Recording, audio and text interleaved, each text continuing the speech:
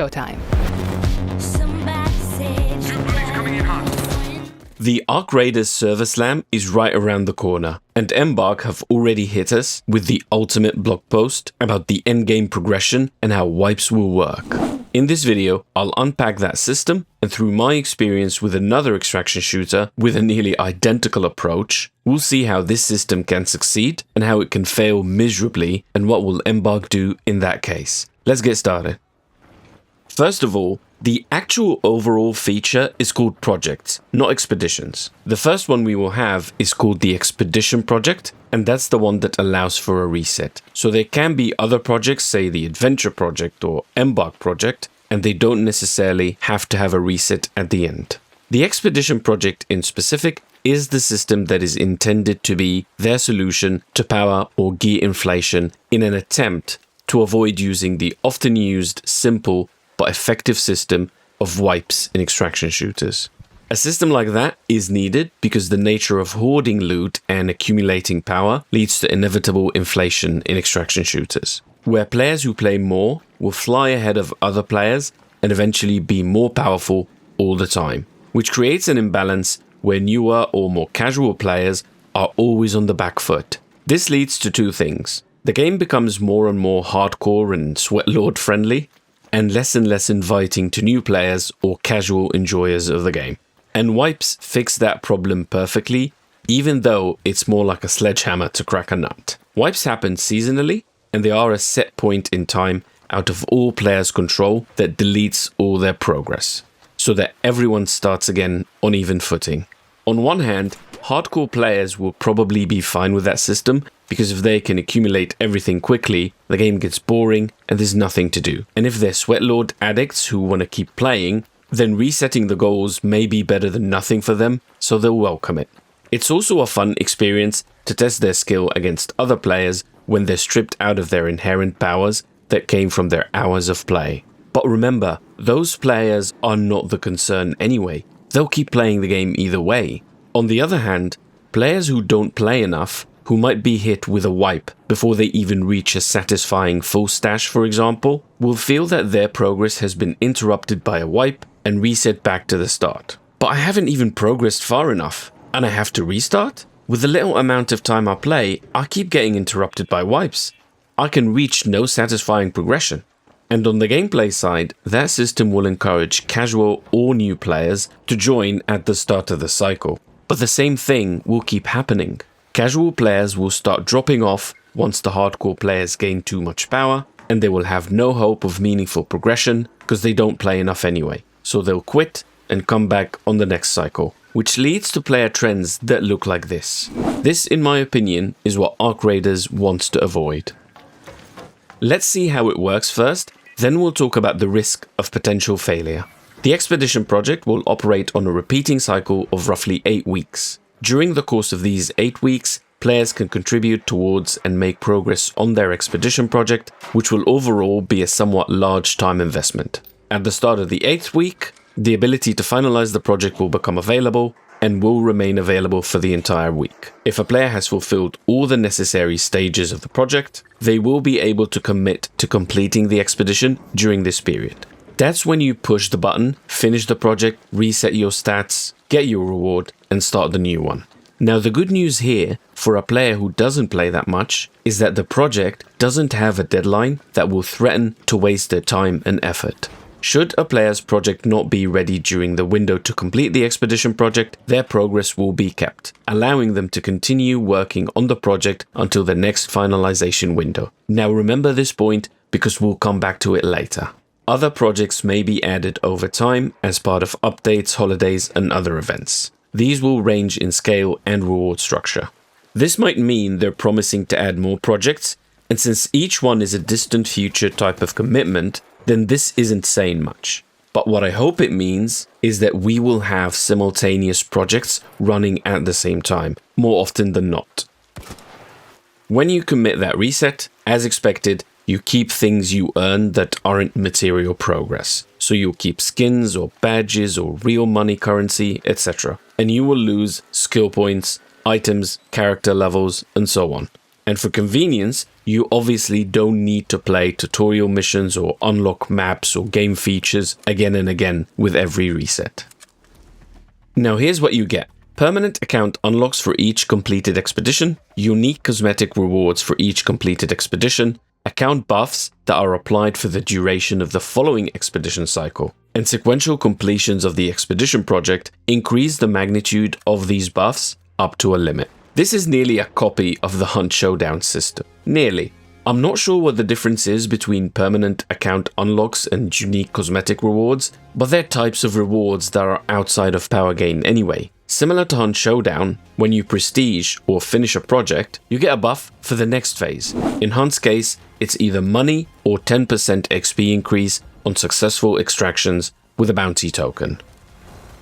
Now let's look at the criteria for failure and success for this system, and what Embark can do in the case of failure, which will be very interesting to watch unfold, I'm sure.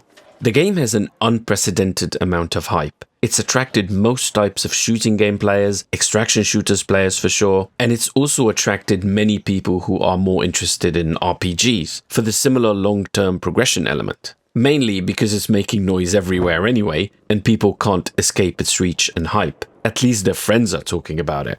It's light on inventory management complexity and even weapon customization. You won't see anything like this horror show in arcraiders. It's also a third-person shooter. This combo is a new spin by all means, and it clearly casts a wide net that's catching so many different types of players. And for that reason, nobody can ever predict which type of those players will stick around for the long run and which type will pull back and say it's not for me. But when the hype ends and the dust settles, that remaining core audience, who would be a mix of all the types of players I mentioned, are the ones who will decide if that system succeeds or fails. For simplicity, let's look at two distinct types of players as they will engage with that system in opposite ways. First would be what I would call the Hoarder. The mindset of this player is that I'm an RPG guy, I want to hoard material gains and power, sit on top of a hill, and own noobs. My stats will be maxed, so the buff I would get from completing an expedition will probably be offset by the reset of skill points. And if I keep doing it, I'll never enjoy being at peak power. Rewards are a bunch of silly skins for backpacks or weapons or whatever. Nah, not worth me being weak. And if that player is invested enough, they will probably buy the battle pass, which will also probably have cooler skins, so they won't really feel they're missing out on much. The conclusion for that type of player is that this hassle of resetting everything and losing my power is not interesting, and they will ignore that system. That same player, I would assume, does have a tipping point where if they feel they have everything and they get bored from sitting on top of that hill, having no sense of progression, they will either quit or cave and engage with that system, but that would likely be after hundreds of hours in the game. The second type of player is the thrill seeker / completionist. That player wants everything they can get, so they will chase the project's rewards one after the other. They enjoy the constant feel of progression and getting more powerful. And if they're not hardcore enough, yet still confident in their skill, they won't be bothered by being weaker than others for a period of time, and will engage with that system as intended. Back to the point I asked you to remember earlier, the system has a rigid completion window. And if the standard is one active expedition project at a time, and this not so hardcore of a player misses the window by, let's say, one piece of a deliverable, that means they will be stuck for a whole new 8-week period with no progress, as they'll have to wait for the next completion window. And for a progress addict susceptible to FOMO, missing out on the dopamine hit from progression can be rough. For that kind of player, having their character sit idle for 8 weeks is the last thing they want. They might quit and only come back during the next completion window, or maybe not at all. So, if the majority of players are like the thrill seeker, the system will practically succeed, because it will be used and serve the purpose of wipes, which can create fluctuation in population like we saw in the Tarkov graph earlier, but this will be offset by the remaining population similar to the Hoarder type. On the other hand, if the majority is the Hoarder, then this system will effectively be a failure because the majority of players aren't engaging with it. Most players will be OP and stay that way, and the game will be a little less kind to the casual or new player. And in that case, I would think Embark have one of two choices, and I think they hinted at both in this blog post. You cannot control what happens up there. But you can decide how you deal with it. The obvious option is to cave to the standard and turn to mandatory wipes.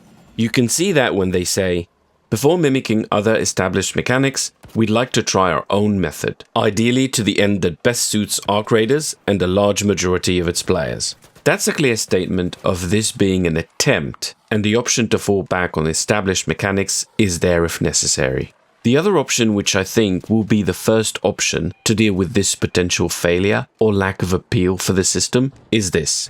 One point to drive home is that we are being very careful about the nature of these benefits. Completing a reset should never give a player a power or combat advantage over anyone who has not completed a reset.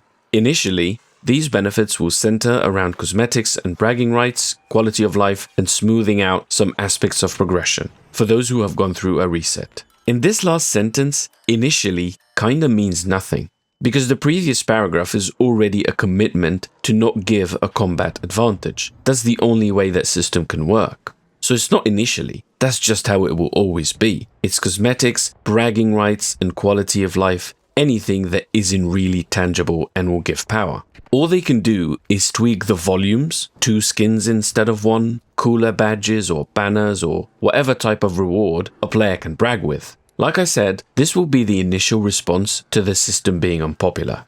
If they can never get it right and the majority of the community is not satisfied, they will likely have to jump ship and go to mandatory wipes. To be fair, the game that already has that system, Hunt Showdown, has never had mandatory wipes. They've struggled for ages with the quality of the prestige rewards and making it more appealing, and they tweaked them over the years along with the quality of life and ease of having to unlock weapons or traits over and over again, but they never caved to the concept of mandatory wipes.